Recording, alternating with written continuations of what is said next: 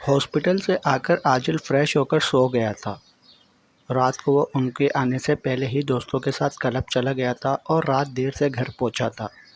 नूर इसका इंतज़ार करते करते थक कर कमरे में सोने के लिए चली गई थी। जब से इन्हें मालूम पड़ा था कि आहिला इसकी बीवी है, इस पल से इन्हें सुकून मैसर नहीं हुआ था। वो इसकी ज़िद्दी तबीयत से जिस कदर भी नाला रहती थी, लेकिन इन्हें इससे ये तवक्को नहीं थी कि वो इनके इल्म में लाए बगैर निकाह कर लेगा। सुबह भी वो 8 बजे ही इसके दरवाजे पर नॉक किए जा रहे थे। वो जो रात को देर से घर आने पर थोड़ी देर पहले ही सोया हुआ था, दरवाजे पर धड़ाधड़ नॉक करने पर गुस्से से और झुंझलाहट से बेड से छलांग लगाकर उठा। अंदाज ऐसे था जैसे अभी वो दरवाज़ा बजाने वाले को कच्चा चबा जाएगा। मॉम आप? वो जो समझा था कि कोई मुलाजिम होगा, नूर को सामने देखकर अपने बालों को हाथ से संवारते इसने इन्हें अंदर आने के लिए जगह दी। हाँ, मुझे तुमसे बात करनी है। कल भी मैं तुम्हारा इंतज़ार करती रही, लेकिन तुम शायद लेट आए थे। जी मॉम, दोस्तों के साथ था मैं। तुम्हारा बाजू कैसा है अब? दोबारा चेक करवाया डॉक्टर को? नहीं मॉम, इतना बड़ा कोई ज़ख्म नहीं था, और वैसे भी ये छोटी मोटी चोटें आपके आजिल का कुछ नहीं बिगाड़ सकती। अब आप बताएं, आप क्यों इतनी सुबह मेरे कमरे में आई? खैरियत थी? इतना तो वो जानता था कि इसकी तबीयत के अलावा भी कोई बात होगी, वरना वो कभी भी इतनी सुबह इसे ना जगाती, जबकि इन्हें मालूम था कि इसकी सुबह लेट होती है। हाँ, मुझे तुमसे आहिला और तुम्हारे मुतल्लिक़ बात करनी है। जी बोलिए, इसने मुंह में सिगरेट दबाते हुए कहा तो नूर ने नागवारी से इसे टोका। मम्मा आप इसे छोड़ें, आप अपनी बात कहें। इसने इनकी नागवारी पर दो टोक कहा। तुमने हमें अपने निकाह में शामिल करना भी ज़रूरी नहीं समझा। पता है हमें कितनी शर्मिंदगी का सामना करना पड़ा था जब हमें आपा ने बताया, और तुमने एक तलाक याफ्ता लड़की से शादी कर ली। तुम्हारे लिए क्या लड़कियों की कमी थी जो तुमने एक तलाक याफ्ता लड़की से शादी की, और वो भी छुप कर? आजिल मुझे सच सच बताओ, क्या तुम्हें मालूम था कि वो ज़किया की बेटी है, इस औरत की बेटी जिसकी वजह से मेरा भाई इस दुनिया से रुखसत हो गया? तुमने इसी की बेटी से निकाह कर लिया। उन्होंने रोते हुए आजिल से पूछा। अब वो इन्हें क्या बताता कि कोई निकाह तो हुआ ही नहीं है। मामा, मुझे मालूम ना था कि ये वही लड़की है जिसकी माँ से आप नफ़रत करती हैं। आजिल, ये बात तुम काल खोल कर सुन लो कि मैं इसे कभी भी अपनी बहू तस्लीम नहीं करूँगी। तुम्हारे लिए मैंने कितने ख्वाब देखे थे, और तुमने सब चिकनाचूर कर दिए। मॉम, मेरी कोई इससे दिली वाबस्तगी नहीं है, वो तो किसी मजबूरी में मुझे ऐसा करना पड़ा, और बहू आपकी पसंद की ही आएगी इस घर में। इसने सिगरेट का धुआं हवा में उड़ाते हुए कहा। क्या तुम सच कह रहे हो कि तुमने ये निकाह मजबूरी में किया है? अगर ये निकाह मजबूरी में किया है तुमने, तो मैं मुस्तफ़ा से कहती हूँ कि इस लड़की को घर में लाने की कोई ज़रूरत नहीं है। हम तुम्हारी तलाक करवा देते हैं। नूर ने खुश होते हुए कहा, क्योंकि कल रात ही मुस्तफ़ा इन्हें बता चुके थे कि वो जल्द ही इसे इस घर में ले आएंगे। नहीं मम्मा, मैं इसे तलाक नहीं दूंगा। वो यहाँ किसी कोने में पड़ी रहेगी, आप बेफ़िक्र रहें। इसकी वजह से आपको कोई भी परेशानी नहीं होगी। लेकिन आजिल, लेकिन कुछ नहीं मम्मा, जब मैंने कह दिया कि नहीं तो नहीं। आजिल ने हतमी अंदाज में कहा तो वो भी चुप हो गई। इनके लिए तो यही बहुत था कि वो इससे मोहब्बत नहीं करता। वो जितना भी खुद का दिल फ़राग कर लेती, लेकिन वो इसे तस्लीम नहीं कर सकती थी। हॉस्पिटल में भी इन्हें रिफ़त ने इसके बारे में काफ़ी बुरा भला बताया था, जिससे इन्हें आइला से मज़ीद नफ़रत सी होने लगी थी। वो नहीं चाहती थी कि एक सांवली तलाकशुदा लड़की इनके बेटे की ज़िंदगी में आए। इनका बेटा शहज़ादों की सी आन बान रखता था, और वो इसके लिए ऐसी ही लड़की चाहती थी। वो सब लोग नाश्ता कर रहे थे कि दादी ने सबको मुतवज्जा किया। जैसे कि रज़ा ने कहा था कि इसे कोई लड़की पसंद नहीं है, तो हमने इसकी शादी महापारा से करने का इरादा किया है, अगर तुम दोनों को कोई एतराज़ ना हो तो। दादी ने महापारा और रज़ा को बारी बारी देखते सबका फ़ैसला सुनाने के साथ साथ इनकी रजामंदी भी पूछी। दादी की बात पर रज़ा ने इसे देखे बगैर इनकी खुशी में अपनी खुशी का इजहार करते हाँ कह दिया था। माँ पारा ने भी सर से हाँ का इशारा कर दिया था। इसमें अब इतनी तो हिम्मत नहीं थी कि वो एक दफ़ा रज़ा को ही देख लेती। ان کے اقرار پر سب کے چہروں پر خوشی دوڑ گئی۔ کھانے کے بعد وہ کمرے میں آ گئی اور رضا کے بارے میں سوچنے لگی۔ آج رشتہ بدلا تھا تو احساس بھی بدل گئے تھے۔ اسے یاد تھا کہ اس نے آج تک بنا کسی بات کے اسے مخاطب نہیں کیا تھا۔ یہ نہیں تھا کہ وہ غصے میں رہتا تھا، بلکہ وہ تو سنجیدہ لیکن ٹھنڈے مزاج کا بندہ تھا۔ لیکن پھر بھی ان میں بے تکلفی ویسی نہیں تھی جیسی اکثر کزنس میں ہوتی تھی، اور اب اسے ہی شوہر کے اینگل سے سوچنا اور دیکھنا اسے عجیب سے احساسات میں گھیر رہا تھا۔ اسے یہ احساس اچھا بھی لگ رہا تھا اور تھوڑا عجیب بھی۔ وہ اپنی ہی فیلنگز کو سمجھ نہیں پا رہی تھی۔ ایک صوفے پر مصطفیٰ اور نور، جبکہ دوسرے صوفے پر رفعت، ساجد اور شمع بیٹھے ہوئے تھے۔ عاجل کو انہوں نے آنے کا کہا تھا، لیکن وہ سدا کا اپنی کرنے والا۔ اس نے کہہ دیا تھا کہ آپ جانیں اور آپ کا کام۔ نور نے اس گھر میں قدم بہت سالوں بعد رکھا تھا۔ اس گھر سے اسے ایک انسیت تھی، لیکن اب وہ اسے گھر میں قدم بھی نہیں رکھنا چاہتے تھے۔ لیکن قسمت کی ستم ظریفی کہ اب انہیں نہ صرف اس گھر میں قدم رکھنا پڑا تھا، بلکہ وہ آج اس عورت کی بیٹی کو، جس سے انہیں آج بھی نفرت تھی، اسی کو وہ اپنے گھر لے جانے کے لیے آئی تھی، وہ بھی بہو کی حیثیت سے۔ ساجد بھائی، بچوں سے غلطی ہو گئی ہے، اب ہم بڑے ہیں، اگر ہم ان کی غلطی کو سدھاریں گے نہیں تو کون سدھارے گا؟ مصطفیٰ صاحب نے تہمید باندھی۔ میں نے سوچا نہیں تھا کہ یہ دن بھی مجھے دیکھنا پڑے گا۔ اگر وہ مجھے اپنی پسند بتاتی تو میں خود اس کی شادی کرواتا، لیکن اتنا بڑا دھوکہ۔ ساجد صاحب نے دکھ سے کہا، بھائی جو ہونا تھا وہ تو ہو گیا، اب وہ بچی ہمارے گھر کی عزت ہے اور ہم اسے عزت سے اپنے گھر لے جانے کے لیے آئے ہیں۔ ایک گرینڈ ریسیپشن ان کا کریں گے جس میں سب کو پتہ چل جائے گا۔ ٹھیک ہے، جیسا آپ لوگ مناسب سمجھیں۔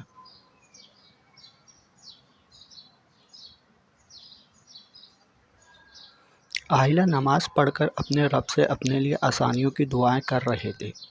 اس واقعے کے بعد سے اس نے کسی کو بھی اپنی صفائی دینے کی کوشش نہیں کی تھی، بس اپنے رب سے اپنی رہنمائی کی دعا کی تھی اور اپنے لیے صبر مانگا تھا۔ اس نے ساجد صاحب سے بات کرنے کی ایک ناکام سی کوشش کی تھی، جو کہ ناکام ہی ہوئی تھی، کیونکہ انہوں نے اس کی شکل دیکھنے سے بھی انکار کر دیا تھا۔ کجا کہ اس کی بات سنتے وہ شیروز کو دیکھ کر تو وہ خود ہی منہ موڑ لیتی تھی۔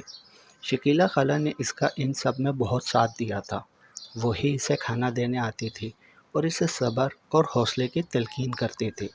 وہ ان کے لیے ان دنوں ایک ٹھنڈی چھاؤں ثابت ہوئی تھی۔ ان کے مشورے پر ہی اس نے صوفیہ اور فاریہ سے جھوٹ بولا تھا کہ وہ کہیں گئی ہوئی ہے۔ اس نے شکیلہ خالہ کو سب بتا دیا تھا، اور یہ سب جان کر انہیں عاجل پر بہت غصہ آیا تھا۔ آیا تو شیروز پر بھی تھا، لیکن وہ ملازم تھے، بھلا انہیں کیا کہہ سکتے تھے۔ اہلیہ نے جائے نماز اپنی جگہ پر رکھی اور مڑی تھی کہ اسے چاچو دکھائی دیے۔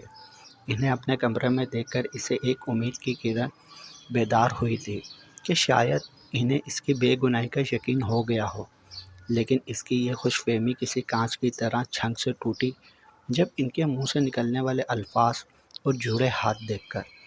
باہر مصطفیٰ اور نور آئے ہیں تمہیں لینے۔ یہ ان کا بڑا ظرف ہے جو وہ تمہیں اپنے ساتھ لینے آئے ہیں، اس لیے اب تم جو بھی بچی کچی عزت ہے ہماری، ان کی لاج رکھ کر ان کے ساتھ چلی جاؤ۔ عائلہ ان کے الفاظ پر شوق سے انہیں دیکھ رہے تھے۔ بھلا وہ کیسے ایک نامحرم کی بیوی بن کر اس کے گھر چلی جاتی، جس سے اس کا کوئی جائز رشتہ بھی نہیں تھا۔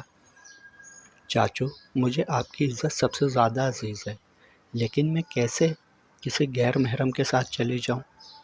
یہ کیا تم نے نامحرم لگا رکھا ہے؟ بیوی ہو تم اس کی، نکاح کر کے اب تم مکر رہی ہو کہ تمہارا اس سے نکاح ہوا ہی نہیں ہے۔ یہ جڑے ہاتھ دیکھو تم میرے، اب چلی جاؤ یہاں سے، میرا سر مزید مت جھکاؤ ان کے سامنے۔ ٹھیک ہے، پھر جب میرا اس سے نکاح ہوا ہے تو پھر آپ اسے بولیں کہ مجھے طلاق دے دے، میں اس کے ساتھ کہیں نہیں جاؤں گی۔ تم نے کیا ساری شرم و حیا بیچ ڈالی ہے؟ شادی بیاہ کوئی گڈے گڈی کا کھیل ہے کہ کل کو چھپ کر نکاح کیا اور اگلے دن طلاق کا مطالبہ کر دیا؟ اچھا ہوا ماجد اور سکیہ پہلے ہی اس دنیا سے چلے گئے، نہیں تو تمہاری یہ بے شرمی دیکھ کر وہ ضرور اس دنیا سے رخصت ہو جاتے۔ چاچو، عائلہ نے تڑپ کر کہا۔ یہ دیکھو میرے ہاتھ، اگر ان کی لاش نہیں تمہاری نظروں میں تو اپنے مرے ہوئے ماں باپ کا ہی واسطہ ہے، تمہیں چلی جاؤ ان کے ساتھ، اور اگر نہیں تو تمہاری اس گھر میں بھی کوئی جگہ نہیں ہے۔ ٹھیک ہے، میں چلنے کے لیے تیار ہوں، عائلہ نے اپنے بہتے ہوئے آنسو صاف کر کے کہا۔ بیٹا آپ نے ہاں کیوں کی؟ وہ نامحرم ہے تمہارا، تم دونوں کیسے کمرے میں رہ سکتے ہو؟ سمجھ رہی ہو نا؟ شکیلہ خالہ نے پریشانی سے پوچھا۔ وہ ساجد صاحب کے کہنے پر اس کا سامان پیک کرنے آئی تھیں۔ خالہ میں کیا کروں جب میرا اپنے ہی میرا یقین کرنے کو تیار نہیں ہے؟ لیکن بیٹا یہ بھی تو صحیح نہیں ہے۔ میں کیا کروں؟ اگر میں اس گھر سے بھی نکال دی جاتی ہوں تو کہاں جاؤں گی میں؟ باہر ان گنت بھیڑیے اپنے شکار کی طاق میں بیٹھے ہوتے ہیں، کم از کم اس گھر میں مجھے حفاظت بھری چھت تو ملے گی۔ اس نے اپنے ماں باپ کی تصویر کو بیگ میں رکھتے ہوئے کہا۔ لیکن وہ بھی ایک نامحرم ہے، اس کے پاس کئی موقع تھے مجھے بے آبرو کرنے کے، لیکن اس نے ایسا نہیں کیا۔ کیا تم ابھی تک باتیں بگاڑ رہی ہو؟ وہ تمہارے سسرالی نیچے تمہارا انتظار کر رہے ہیں۔ ویسے تمہاری بھی کیا قسمت ہے، تمہیں تمہارا شوہر ہی لینے نہیں آیا، حالانکہ اسے آنا چاہیے تھا لینے تمہیں۔ لیکن خیر، ہمارے لیے تو یہی بہت ہے کہ تم سے ہماری جان چھوٹ رہی ہے۔ مروہ آپی، آپ میری فکر مت کریں، آپ اپنی فکر کریں، کہیں یہ نہ ہو کہ میرے نکلنے سے بھی شیروز آپ کا نہ ہو سکے۔ وہ تو اب میرا ہی ہے، اس کی تم ٹینشن مت لو، اور چلو نیچے، انکل انٹی ویٹ کر رہے ہیں تمہارا۔ میں چلتی ہوں خالہ، دعاؤں میں یاد رکھیے گا۔ عائلہ نیچے گئی اور سب کو سلام کیا۔ مصطفیٰ صاحب نے خوش اسلوبی سے جواب دیا، جبکہ نور نے سلام کا جواب دینا بھی ضروری نہ سمجھا۔ رفعت بیگم اور شمع سے اجازت لیتی اٹھ کر باہر چلی گئی۔ وہ بھی ان کی تقلید میں باہر جانے لگی کہ رک کر شیروز کے سامنے آئی۔ آپ نے مجھ پر یقین نہیں کیا، آپ نے تو اپنی کی گئی محبت پر یقین نہیں کیا۔ ایک وقت آئے گا جب آپ پچھتائیں گے کہ کاش اس وقت آپ نے میری بات کا یقین کیا ہوتا۔ میری دعا ہے کہ اس وقت آپ کو معاف کرنے کے لیے میں موجود نہ ہوں۔ عائلہ نے اپنے آنسو صاف کیے اور بیگ لیے باہر چلی گئی۔ ایک آنسو چھپکے سے اس کی آنکھ سے بے مول ہوا تھا، وہ خاموشی سے کمرے میں جا کر بند ہو گیا۔ اپنے سامنے شان سے کھڑے 3 منزلہ وسیع رقبے پر پھیلی عمارت کو دیکھ کر چند پل کو عائلہ کی آنکھیں خیرہ ہوئی تھیں۔ چلیں بیٹا، مصطفیٰ صاحب نے اسے کہا تھا۔ نور تو پہلے ہی چلی گئی تھی۔ ان کی بات پر اپنی نظریں عمارت سے ہٹا کر وہ سر ہلا کر ان کی تقلید میں اندر کی طرف بڑھی۔ اندر قدم رکھتے ہی اس نے ستائش سے ہر چیز کو دیکھا تھا۔ یہ گھر جتنا باہر سے دکھنے میں خوبصورت تھا، اتنا ہی اندر سے اپنی مثال آپ تھا۔ بیٹا، اب یہ گھر آپ کا بھی ہے، آپ جیسے چاہیں اس گھر میں رہ سکتی ہیں، کوئی روک ٹوک نہیں ہوگی آپ پر۔ مصطفیٰ صاحب نے اس کی آنکھوں میں ستائش دیکھ کر اس کے سر پر ہاتھ رکھ کر اپنائیت سے کہا۔ ان کی بات پر وہ تلخی سے مسکرائی۔ اس کا گھر؟ اگر آج اس کو رہنے کے لیے محفوظ چھت کی ضرورت نہ ہوتی تو وہ کبھی مر کر بھی اس گھر میں نہ آتی جہاں وہ رہتا تھا۔ بیٹا، عاجل ذرا جذباتی اور ضدی ہے، جانتا ہوں اس نے ہی تمہارے ساتھ زبردستی کی ہوگی، لیکن بیٹا وہ دل کا بہت اچھا ہے، اپنوں کے لیے وہ جان لے بھی سکتا ہے اور دے بھی سکتا ہے۔ تم اس سے بدگمان مت ہونا، کیونکہ جب بدگمانی کسی رشتے میں پیدا ہو جاتی ہے تو وہ رشتہ کھوکھلا ہو جاتا ہے۔ اس کی مثال بالکل ایسے ہی ہے جیسے دیمک لکڑی کو کھوکھلا کر دیتی ہے۔ تم اپنے پیار محبت سے اس سے پیش آؤ گی تو وہ بھی تمہیں سر آنکھوں پر بٹھائے گا۔ وہ اس کی مسکراہٹ سے کچھ اور ہی سمجھے تھے، اس لیے ایک باپ کی طرح اسے سمجھانے لگے۔ چلو جاؤ، اب آرام کر لو، رات کافی ہو گئی ہے۔ اور ایک بار پھر سوری عاجل کی طرف سے کہ اسے اس وقت گھر ہونا چاہیے تھا۔ تم پلیز برا مت ماننا، وہ اپنی مرضی کرتا ہے۔ ان کی بات پر عائلہ نے سر ہلایا۔ بھلا اسے کیا کہ وہ ضدی ہو یا جذباتی ہو یا پھر کچھ اور۔ جاؤ شاباش، یہ سیڑھیاں چڑھ کر پہلا کمرہ عاجل کا ہے۔ انہوں نے اسے گائیڈ کیا تو وہ بھی مجبوراً ہاں میں سر ہلاتی چلی گئی، جبکہ اس کا دل بالکل بھی نہیں تھا۔ عائلہ نے کمرے میں قدم رکھا تو اسے لگا کہ وہ کسی مارکی کے ہال میں کھڑی ہے، کیونکہ کمرہ تھا اتنا بڑا جیسے وہ یہاں اکیلا نہیں بلکہ 20 لوگ اور بھی رہتے ہوں۔ سارا کمرہ وائٹ اور گرے کلر کے کمبینیشن سے سجایا گیا تھا۔ بیڈ شیٹ سے لے کر کرٹنز تک گرے اور وائٹ کلر کے تھے۔ सेंटर में बेड था, इसके सामने ड्रेसिंग टेबल थी, इसके राइट साइड पर ड्रेसिंग रूम और इसके साथ ही वॉशरूम था। वो अपना सामान वहीं नीचे रखकर दूसरे हिस्से की तरफ बढ़ी। वो बढ़ रही थी कि अचानक किसी चीज़ से टकराई। इसने देखा तो सामने कुछ भी नहीं था। वो फिर से आगे बढ़ी कि एक दफ़ा फिर से टकराई। इसे समझ नहीं आ रही थी कि जब सामने कुछ है ही नहीं तो वो टकरा किस चीज़ से रही है। इसने ऐसे ही अपना हाथ उठाया कि वो चेक तो करे कि क्या है। इसने डरते डरते अपना हाथ आगे किया तो इसका हाथ किसी चीज़ से लगा। इसके हाथ लगने की वजह से वो जहाँ पहले कोई चीज़ नहीं लग रही थी, अब शीशे की ग्लास वॉल थी। पहले तो वो हैरान हुई और फिर खुद ही खिलखिलाकर हंस दी। अपने कमरे से किसी की खिलखिलाहट पर वो हैरान हुआ। भला इसके कमरे से किसी के खिलखिलाने की आवाज़ आना नामुमकिन था, वो भी एक लड़की की सुर बखेरती खिलखिलाहट की। आजिल तेज़ तेज़ कदम उठाता कमरे में जो ही दाखिल हुआ, अपने कमरे में आहिला को पाकर हैरान हुआ। वो क्यों कर इसके कमरे में थी? अपनी हैरत पर वो काबू पाता इसके पीछे गया और सर्द आवाज़ में बोला, तुम यहाँ क्या कर रही हो? किसकी इजाज़त से तुम मेरे कमरे में दाखिल हुई हो? वो जो दूसरी तरफ का हिस्सा देख लेने के लिए गिलास वॉल धकेलने लगी थी, पीछे से सर्द आवाज़ पर आहिला का हाथ कांपा, लेकिन फिर खुद को कंपोज करके वो मुड़ी और चेहरे पर दिल जलाने वाली मुस्कुराहट सजाकर इससे बोली, अब तुम्हारे कमरे में तुम्हारी बीवी नहीं तो क्या पड़ोसन आएगी? और माइंड इट, आज से ये कमरा तुम्हारा नहीं बल्कि मेरा भी है। इसके जितने तुम मालिक थे, अब मैं भी इतनी ही इसकी मालिक हूँ, इसलिए मुझे किसी की इजाज़त दरकार नहीं है। इसका दिल जलाकर अब वो जानबूझकर सारे कमरे को देख रही थी। वैसे कमरा काफ़ी अच्छा डेकोरेट किया हुआ है तुमने, मुझे पसंद आया, लेकिन कुछ चेंजेस की ज़रूरत है, वो मैं कर लूँगी। इसकी बात पर आजिल ने गुस्से से मुठ्ठियाँ भींची और इसका बाजू ज़ोर से पकड़ा। कहाँ की बीवी? कौन सी बीवी? अरे तुम इतनी जल्दी भूल गए? कोई बात नहीं, मैं याद करवा देती हूँ। वही बीवी जो बकौल आपसे बहुत मोहब्बत करती है और आप भी इससे करते हैं। अरे वही बीवी जिसके घर में दाखिल होकर इसे तुमने इसके अपनों की नज़रों से गिरा दिया। वही बीवी जिसे तुमने लेने के लिए अपने माँ बाप को भेजा। याद आया कुछ? आहिला ने अपना बाजू छुड़वाने की कोशिश नहीं की थी। इसकी आंखों में आंखें डालकर वो इसे याद करवाने लगी। सब समझ रहा हूँ। तुम जो ये बीवी बनने का नाटक करके अब मुझे फंसाना चाहती हो ना, लेकिन मैं आजिल हूँ। वो 2 टके का तुम्हारा शेरोज़ आशिक नहीं और ना ही तुम्हारा वो साबका शौहर जो तुम्हारी बातों में आ जाएगा। इसकी बातें और इसका लहजा इसे सुलगा ही तो गया था, इसलिए वो अज़ल का लापरवाह बना अपने अल्फाज को सोचे समझे इसके दिल की दुनिया को हिला गया। इसे इसकी अपनी नज़रों में ही गिरा दिया था।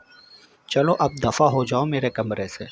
आजिल ने इसे बाहर धक्का देकर दरवाज़ा उसके मुंह पर बंद कर दिया था और वो रोती हुई वहीं दरवाजे के पास बैठ गई थी। बेटा, ये तुम बाहर क्यों इस तरह बैठी हो और रो क्यों रही हो? क्या आजिल ने कुछ कहा है? वो स्टडी रूम से बाहर निकल रहे थे कि इसे इस तरह रोते देखकर वो इसकी तरफ आ गए। इनके पूछने पर भी वो चुपचाप रोती रही। इनके रोने पर वो इसे लेकर स्टडी रूम में चले गए और इसे पानी का गिलास पकड़ाया। चलो अब मुझे बताओ, हुआ क्या है? क्या आजिल ने कुछ कहा है? देखो बेटा, मुझे अपना बाप ही समझो। मैं इस वक्त आजिल का बाप नहीं बल्कि तुम्हारा बाप हूँ, इसलिए मुझे बताओ क्यों रो रही हो तुम? आयला की खामोशी पर इन्होंने तफ्शीश भरी आवाज़ से पूछा।